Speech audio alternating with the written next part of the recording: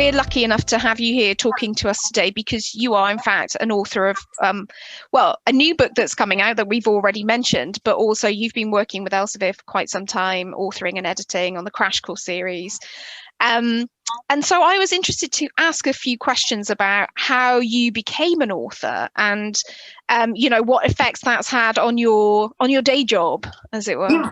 Sure, of course. So I've probably got quite a colourful story, to be honest with you. So my first ever job was as an assistant librarian at the age of 16. So I had an affinity and a love of books. And I think most of us who go into medicine do like the smell of new books, textbooks or reading books. And you'll find a lot of us, we've still got the hardback copies. Yes, we've got the Kindle somewhere, but actually we like the actual feeling of a new book.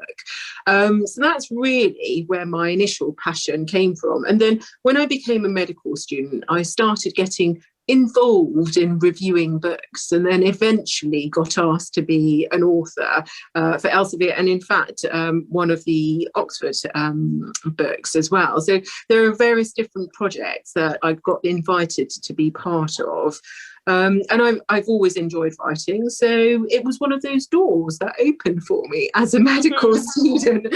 And they continue to open as a junior doctor and they continue to open now as a consultant. Part of it, though, I have to say, is having your own ideas. So for Mind the Gaps, which we know is going to be published this year, that came out of a desire to make sure that areas within the curriculum that students don't get enough time on are covered in a practical and effective manner.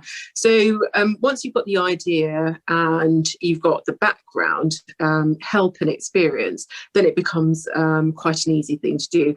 Yes, it does take time. But if you like doing it, actually, it's really good fun. And it's so rewarding to see your name on the spine of a book. I still get a little buzz from seeing that when I go on into a bookshop, I have to say. Yeah, I mean, I can imagine how exciting that would be. I would love to see my name on the spine of a book. So I wanted to ask, actually, what you find most rewarding and then also most challenging about being an author. Sure. Well, the most rewarding, glamour aside of having your name on the spine of a book, is actually being able to impart information. And it's so satisfying to see that you've been able to direct education and training in an accessible manner that you feel is a better way of delivering information. So that would definitely be my number one. And there have been so many times when I've edited an article or a book, and I've just been able to change the emphasis of things in a way which I think portrays the information in a more effective way. So that's the most rewarding. Yeah. Most challenging, definitely time. Definitely time. So there's always a balance because, yes, I do enjoy editing, but you and I both know that there are so many other things to do in life as well. So it's about not taking on too much and also having a very clear timeline of what you're delivering when, because otherwise you'll find towards the end of the year all your deadlines are coming up. So it's about managing the workload.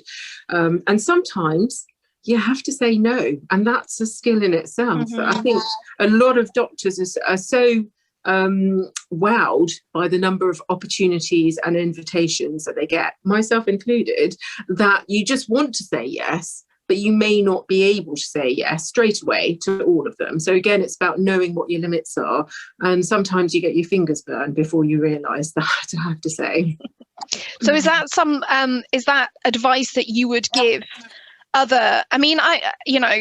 harking back to the fact it's International Women's Day, I wanted to ask if it's advice you'd give to other female clinicians or students wishing to become authors, but obviously we can include men in this as well.